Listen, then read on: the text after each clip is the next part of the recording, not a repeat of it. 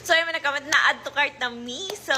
Wow, congrats agad sa'yo dahil kikinis ka na this 2023. Ayan, guys. So, anong in-add to cart mo dito? Yung Rejuve set ba natin na 6-in-1 o yung Hydro Glass Skin set natin na 6-in-1?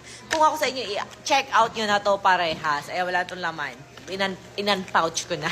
So, ayan guys, syempre after nyo mag-rejuve, magme-maintenance kayo. Hindi pwedeng na after mag-rejuve, goodbye na, ganon. So, eto nga guys, bakit nga ba siya 6-in-1? Kasi unahin na muna natin sa Hydro Glass Skin set natin. May dalawa na siyang cream umaga-gabi. Ayan, may dalawa na siyang sabon. Meron siyang toner. And meron na siyang pa-sunscreen mist. Ayan, with cooling ice effect to. Lagay nyo sa bag nyo para every 2 to 3 hours re-apply kayo. Sa presyong $199 lang. Ilalagay ko sa caption kung paano maka-check out. Sa Rejuve naman natin na 6-in-1 guys, meron na siyang dalawang sabon. Ano ba to? Dalawang sabon, dalawang cream, at ang take note ha, yung ating morning, nasumara na naman, ang hirap tanggalin, gawa ng aking kuko. Yung pang morning natin